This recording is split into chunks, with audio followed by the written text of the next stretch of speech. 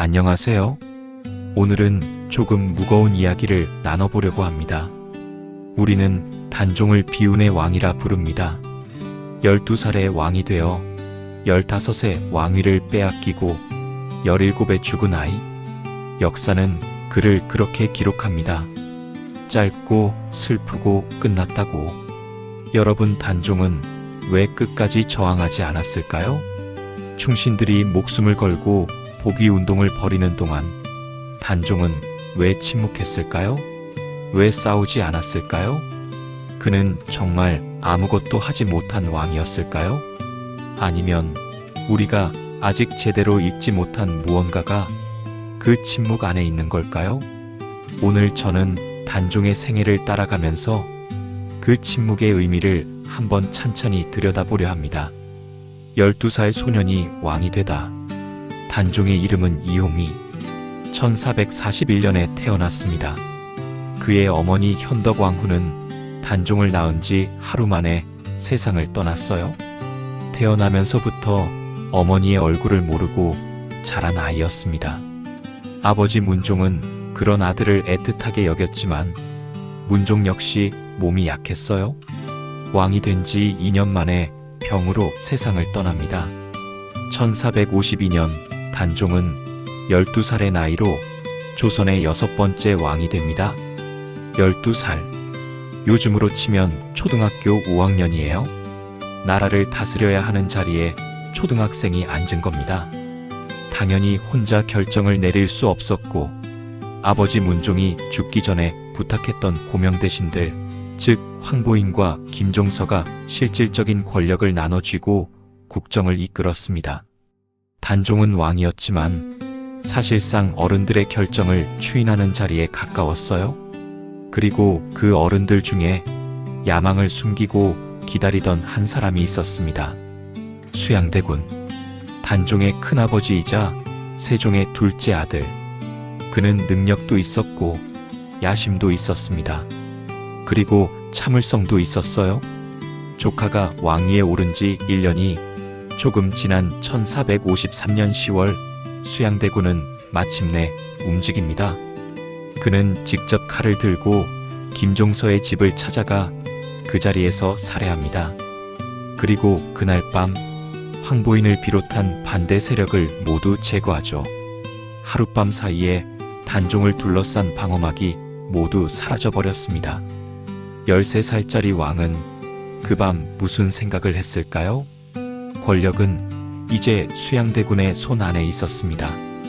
단종은 왕이라는 이름만 남은 채 서서히 고립되어 갔습니다. 2년 뒤인 1455년 수양대군은 단종에게 선의를 압박합니다. 단종은 왕위를 내놓았고 수양대군은 세조가 됩니다. 단종의 나이 15이었습니다. 영월로 가는 길. 왕위를 잃은 단종은 처음에는 상황으로 궁에 머물렀습니다. 하지만 1456년 성산문을 비롯한 사육신이 단종의 포기를 시도하다 발각되고 모두 참혹하게 죽임을 당합니다. 이 사건으로 단종은 영모의 구심점이 되어버렸고 결국 노상군으로 강등되어 강원도 영월로 유배를 떠납니다. 서울에서 영월까지 지금도 꽤 먼 거리입니다. 조선시대에 그 길을 걸어간 16소년을 상상해보세요. 그리고 1457년 단종의 나이 17, 사약이 내려집니다. 어떤 기록에는 사약을 받고 죽었다 하고 어떤 기록에는 스스로 목숨을 끊었다고도 합니다. 어느 쪽이든 조선에서 가장 어린 왕은 그렇게 짧은 생을 마감했습니다. 자, 이제 제가 가장 하고 싶었던 이야기를 해볼게요. 왜 저항하지 않았을까? 우리는 종종 이렇게 생각하잖아요. 나라면 끝까지 싸웠을 텐데 그래도 한 번은 맞서야 하지 않았을까? 충신들이 목숨을 바치는데 왕은 왜 가만히 있었지? 그 질문을 단종에게 던지기 전에 잠깐 멈춰야 한다고 생각해요. 그 아이의 상황을 한번 제대로 들여다봐야 해요. 단종이 처음 왕이 되었을 때 그 주변에는 믿을 수 있는 어른이 거의 없었습니다. 어머니는 태어나자마자 잃었고 아버지는 왕이 된 지 2년 만에 떠났어요. 고명대신들은 단종을 위한 사람들이기도 했지만 동시에 자신들의 권력을 지키려는 사람들이기도 했죠. 그리고 계유정난 하룻밤 사이에 그 어른들마저 사라졌습니다. 이제 단종 곁에 남은 어른은 누구였을까요? 큰아버지 수양대군이었습니다. 자신의 보호자였던 사람들을 죽인 바로 그 사람이요. 이게 어떤 공포인지 상상이 되세요? 나를 지켜줄 사람은 없고 나를 위협하는 사람은 압도적인 힘을 가지고 있고 내가 무언가를 하면 그것이 다른 사람의 죽음으로 이어지는 상황. 단종은 그 상황 안에 13살부터 17살까지 갇혀 있었습니다. 더 마음이 아픈 부분이 있어요. 사육신 사건을 보면 그 복위운동이 단종과 얼마나 긴밀히 연결되어 있었는지는 사실 불분명합니다.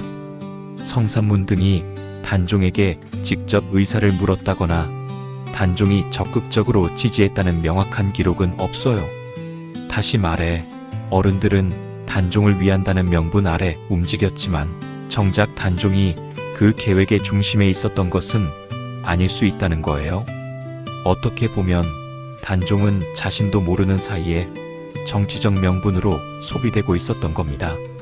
단종을 위한 것처럼 보이는 움직임들이 결국 단종을 더 위험한 자리로 몰아넣었으니까요. 세조의 입장에서는 단종이 살아있는 한 언제든 복위운동의 구심점이 될 수 있었습니다. 사육신 사건은 세조에게 단종을 제거할 가장 확실한 명분을 준 셈이었어요.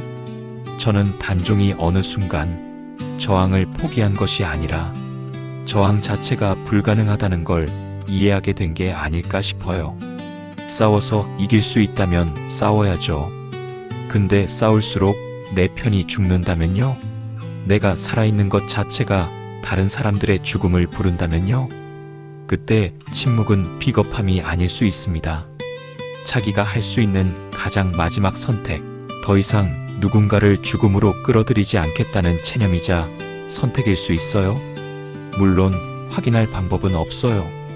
단종이 무슨 생각을 했는지 기록이 없으니까요. 하지만 저는 이 아이가 단순히 겁쟁이여서 가만히 있었다고는 생각하지 않아요. 두려움과 공포 속에서 그래도 자기 나름의 방식으로 존재했다고 생각합니다. 여기까지 이야기를 들으면서 어떤 분들은 이런 생각이 드셨을 수도 있어요. 나도 그런 적 있었는데 싸워야 한다는 걸 알았지만 싸울 수 없었던 순간, 목소리를 내야 한다는 걸 알았지만 낼 수 없었던 상황, 그래서 그냥 조용히 버텼던 시간들. 우리 사회는 그런 사람들에게 종종 말합니다. 왜 가만히 있었냐고, 왜 싸우지 않았냐고, 왜 그렇게 약하냐고. 그런데 저는 오늘 단종의 이야기를 통해 이 질문을 드리고 싶어요. 우리는 얼마나 쉽게 약한 사람을 무능하다고 판단하는가? 권력도 없고 배경도 없고 도망갈 곳도 없는 사람이 고요히 자리를 지키는 것.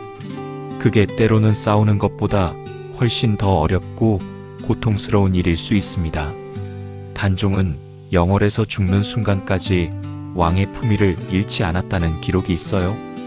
유배지에서도 단정하게 지냈고 사람들에게 함부로 하지 않았다고 해요.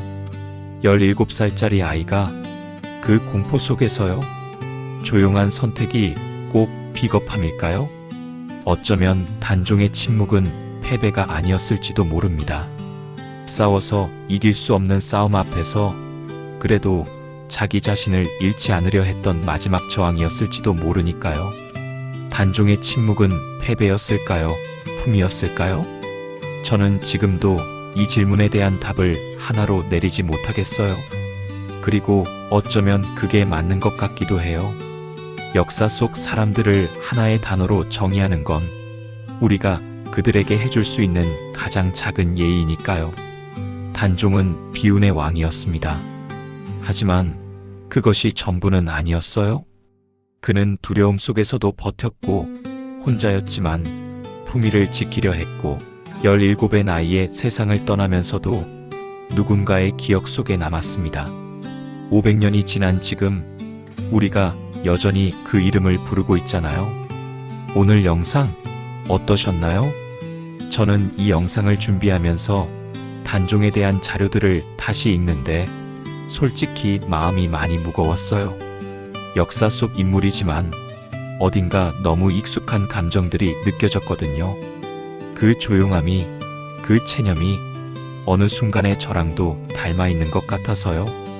여러분도 오늘 이 이야기가 마음 어딘가에 작은 울림으로 남았으면 좋겠어요. 영상이 도움이 되셨다면 좋아요와 구독 부탁드려요. 여러분의 반응 하나하나가 저한테는 정말 큰 힘이 됩니다.